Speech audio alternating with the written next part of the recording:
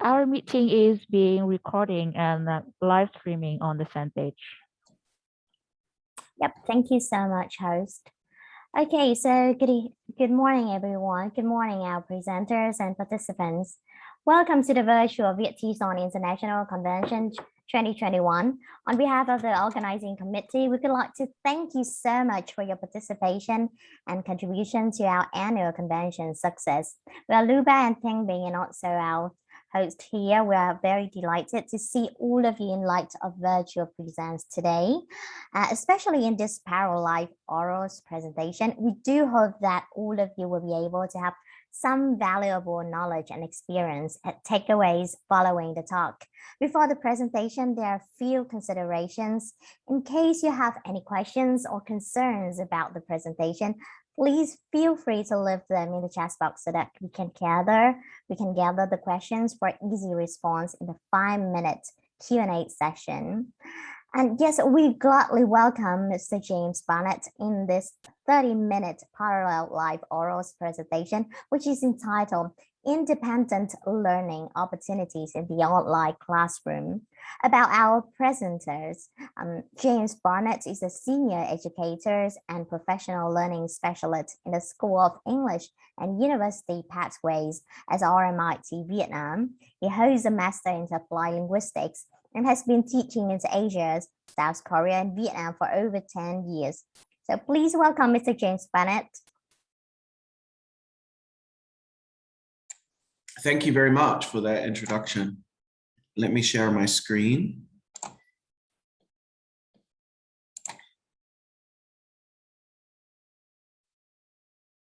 Okay. Oh, that's right. I don't like Zoom because I can never see everyone and the PowerPoint at the same time with Zoom. Okay, so today I'm going to talk about independent learning opportunities in the online classroom. First, let me share with you a bit about the teaching context that I have. So as the host said, I work for RMIT Vietnam in the School of English and University Pathways. We are a pre-sessional English course, so we help students get ready for university, basically, and we have around 16 to 20 students in our classes. Students study 20 hours a week for 10 weeks across split skills. So we have a reading and writing class and a listening and speaking class. We have levels from beginner to advanced. And during COVID-19, we're like everyone, we've had to switch to online teaching using, in our case, Microsoft Teams. So in this session, I'm going to talk about some different modes of online delivery, the problems and solutions that I found with synchronous online learning, and online tools for encouraging more independent learning that you can use. So basically, when we have online learning, we have kind of two different choices. One is synchronous learning, and one is asynchronous learning, or we can have a mix of two. Synchronous is like what we're doing now. Live class, we're learning, learning occurs at the same time, but obviously online, not necessarily in the same place. Asynchronous is where you might set tasks for a student and they go away and they do them at their own time and their own pace. Or you can mix the two approaches together. So you did say we could use breakout groups, right? So I think this discussion would be really great in breakout groups. I just don't know how to make them.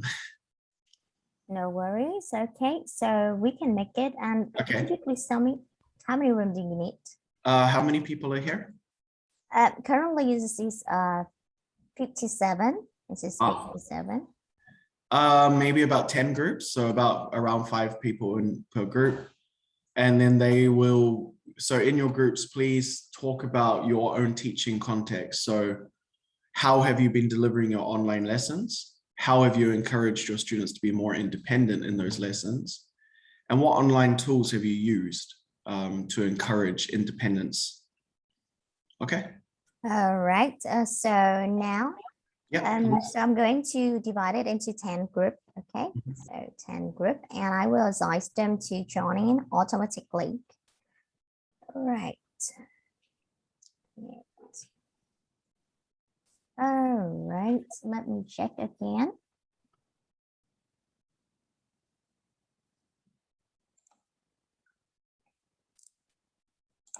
Okay.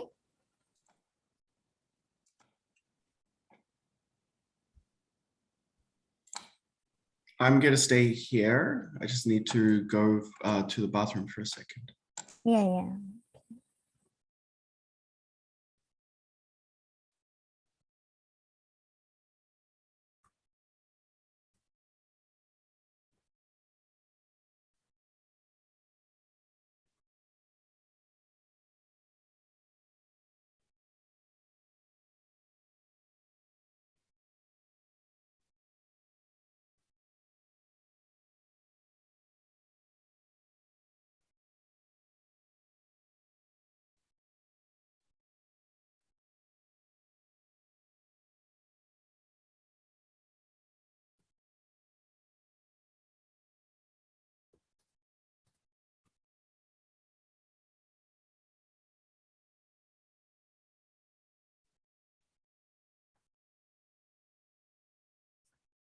So everyone, if you want to join in any class, any rooms, please tell us so we can assign you to the room.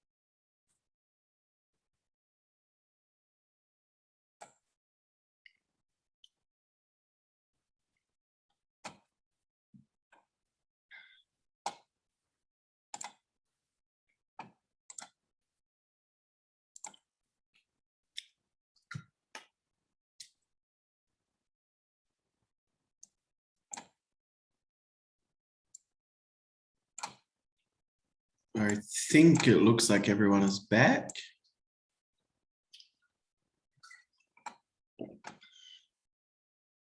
Uh, 21 seconds. We'll just wait just in case.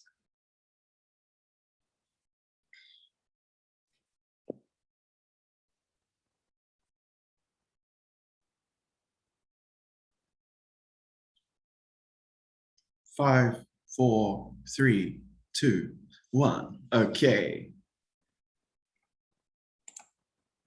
So if I had to guess, I would say that most of you probably been doing synchronous online learning, live classes, much like what we're doing now. Is that a fair assumption?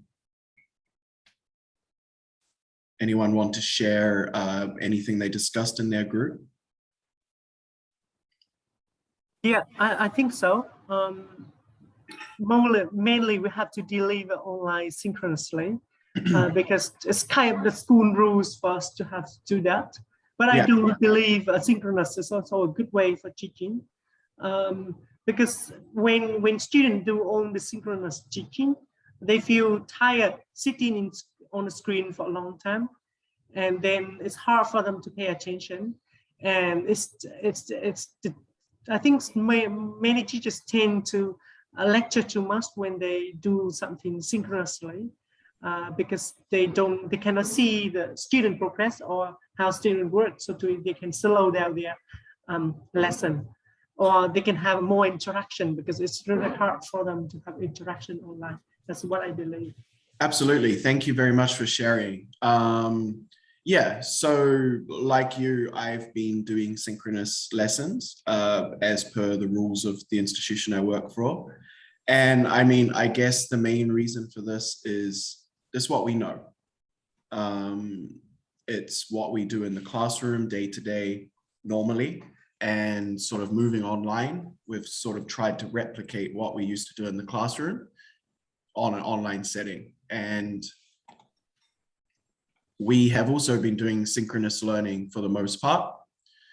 So in my experience, as our colleague just said, it can be very difficult to motivate the students when we've got these synchronous classes and they don't focus. They can't focus. I can't focus. No one can focus in that sort of block of time. So for me, it's a 2-hour block, which we do split up with a short break in the middle. But even in that 2-hour block, it can be quite hard for the students to stay motivated. It can be hard for the teacher to stay motivated and focused. When I was listening to, I think, Tin then, I was thinking about my neighbor that I can see. I look at another apartment building and I can see the kids studying online through the window every day. And let's just say that that kid is not looking at the screen that often. She's usually sort of looking out. So I think this is across the board an issue with these synchronous classes.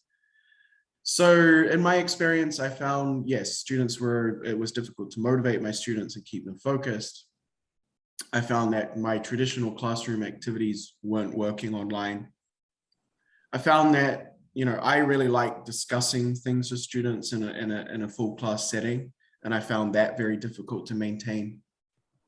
I have found and continue to find group work very difficult to monitor, and eliciting became very painful with online learning. On the last point, I made these slides quite some time ago. I would say that as students get more used to online learning, in my experience, the eliciting part has become less painful.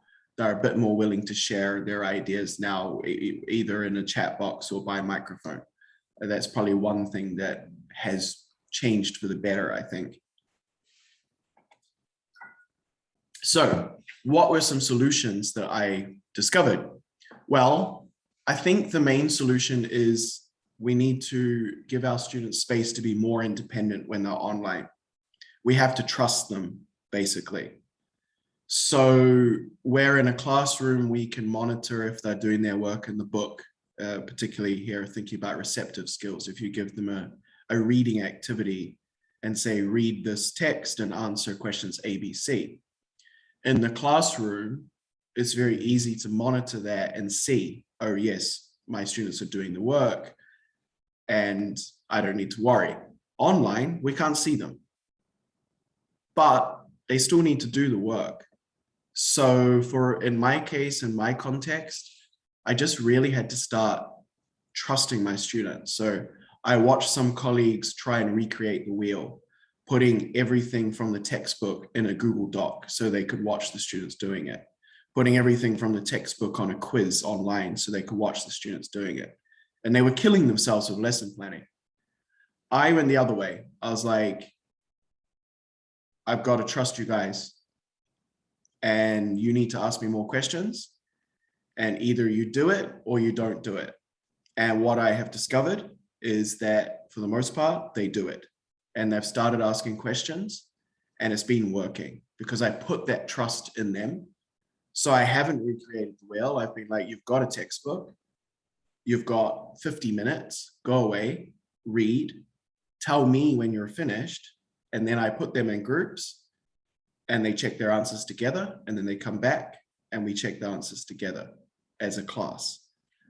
So really putting a lot of trust on the students that they can be independent.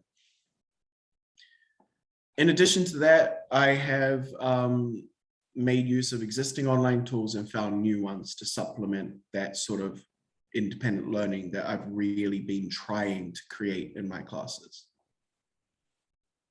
So with the rest of the time, I know everyone always likes a few practical takeaways. So I'll talk through some online tools that I've been using to encourage students to learn independently, but also to make my online classes more smooth.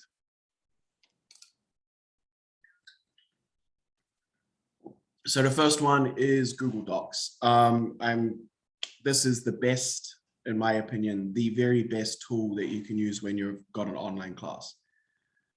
Because Google Docs is it can be used for so many different things. And students can work together on a Google Doc. You can see them working together. They can work alone on a Google Doc and you can see it. It's a magic tool, I think. The other thing about a Google Doc is it's something you can also set for asynchronous learning. So you could set a writing task, for example, in class, and they could start it in class. And then you say, overnight, you need to finish writing this paragraph or this essay. And then the next day you can come back to it and peer review that piece of writing. So it's a very, very adaptable tool that can be used in so many different ways in the online class.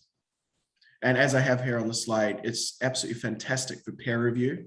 I think in the online class, peer review becomes even more important because teachers' time is very limited. So the more we can encourage our students to review each other's work, the better. And on Google Docs, they can use comments to review each other's work. And yeah, as I said, teachers can easily track what the students are doing if they so wish. Another one is just a simple discussion board. We at RMIT use a tool called online learning system called Canvas, which has inbuilt discussion boards. I'm also a master's student right now, and we're using one called Stream, which has discussion boards. I think most learning management systems have some sort of discussion board. I really like discussion boards, again, for reading lessons where you have a follow-up writing activity after the reading. I really like setting these for homework, so where students do it at their own pace. And I've really encouraged my students to engage with the discussion board, not just post their own thing, but also add comments on each other's work. And I actually have a picture here of an example. So the first part of this is the original post that the student made, answering some questions from the textbook. I made a comment about language here. And then you can see the last one is actually one of their classmates commenting back. So it creates very much a community of learning when you do this kind of thing. Either a discussion board or Google Doc, I think both work in this regard. And you'll see that this was something the original student did on the 19th of May last year. I commented the next day, their classmate commented the next day. So this is an example of where I set an activity up in class. The student went away and did it for homework asynchronously. And then the next day, in a synchronous time, the students had some time for commenting. So it's an example of where you can blend those two different styles together.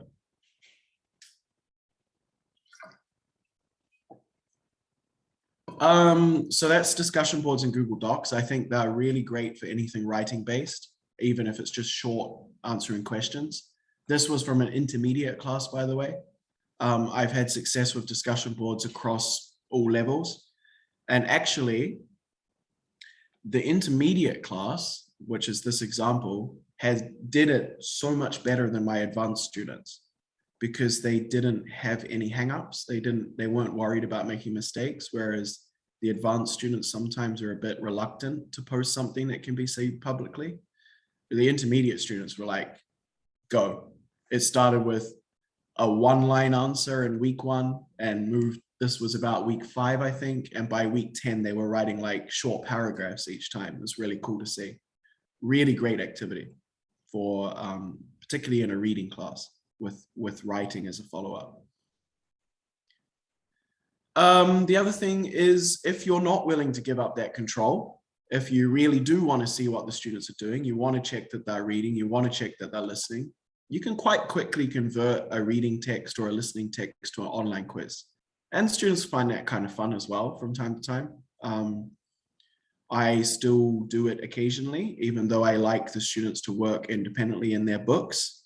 Sometimes I still want to see, what are you doing? What are you having problems with? So I will adapt a reading text or a listening text to a quiz sometimes, maybe once every couple of weeks.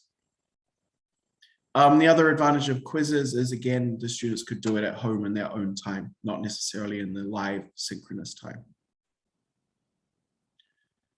I will always and forever take any presentation as an opportunity to plug extensive reading and listening. I have presented about extensive listening at, not at VIT, so at another Vietnamese conference before. But I think, just because the students don't have access to a library right now to get books, there are many, many resources online that students can make use of for extensive reading, including ReadWorks. Extensive listening can be done on YouTube or various other websites as well. And I think more than ever, when the students are learning online and they're not necessarily focused on our lessons, programs like extensive reading and extensive listening become even more important, because we need to continue giving our students something that they can do to practice outside of that class time every day. And they've got all this time at home. I think it's a nice thing if we can sort of say, hey, look, here is a YouTube video I want you to watch today for homework, and we'll discuss it tomorrow. Or here is an article on ReadWorks that you should read for homework, and we'll have a quick discussion tomorrow. That also means that adding that discussion in class also means that you're giving the students that motivation to do it in their own time, and then they're doing it. So that is pretty much all I have for today. I'm just going to jump straight to the conclusion to leave time for questions. I think the most difficult thing, sorry, my hair. I think the most difficult thing about online learning is this idea of trust, that we're not in the room with our students and we can't see what they're doing. So sometimes it can be difficult to let our students do the work, but we can't learn for them. So more than ever in the online class, we need to find ways of trusting our students to do the work without reinventing the wheel. So, just saying, hey, you've got a 30-minute reading text. I'm going to give you 40 minutes for it. You tell me when you're finished. You check that together. You ask me the questions. That's what I've been really training my learners to do. And this kind of teaching online, it takes a lot of learner training. I understand that. But if at the start of a course, you can really establish with your learners, hey, I'm not going to talk at you every day for 2 hours. I'm going to give you time to read. I'm going to send you the audio files so you can listen at your own pace. I'm not going to play them through Zoom or Teams. When you start training the learners, I think you'd be surprised by how quickly they can actually adapt to learning in a more independent way online.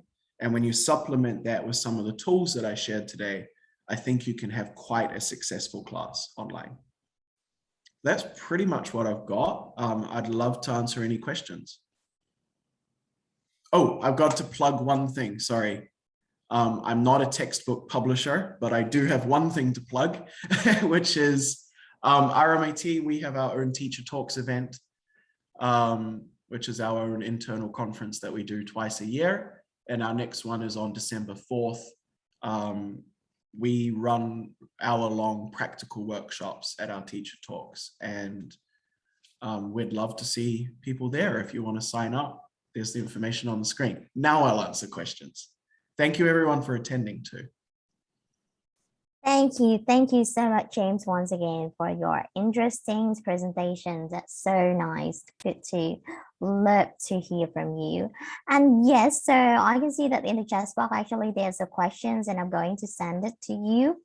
Okay, so you all can see it. All right, let's do it quick. There's the chat box. Yes.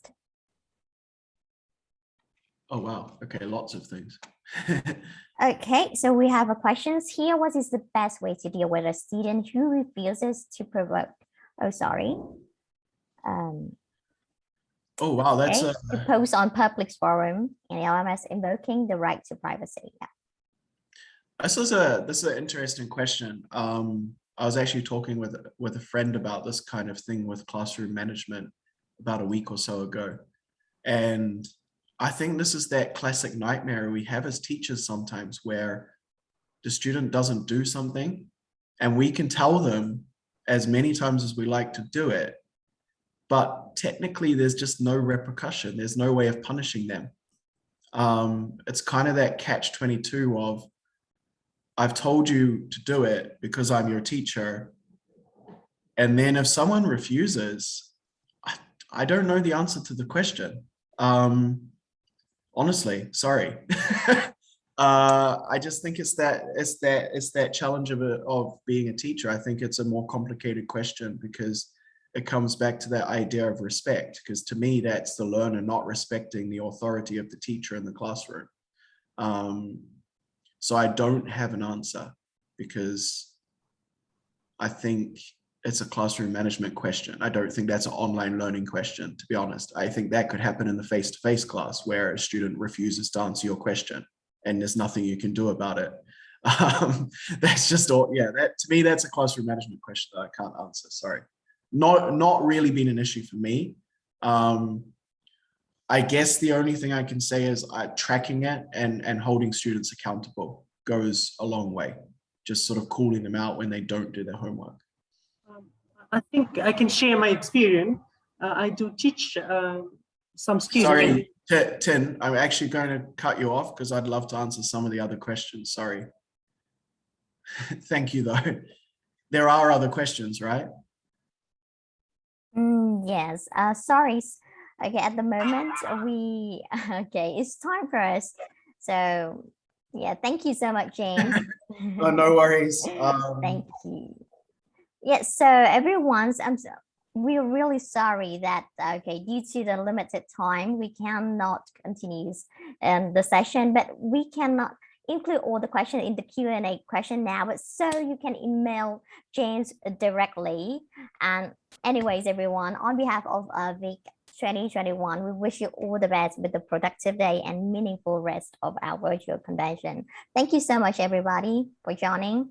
And thank you, James, so much for your presentation as well. Very knowledgeable, everyone. So see you all. Thank you and goodbye. Let's see. Thanks, everyone. Thank you. Thank you.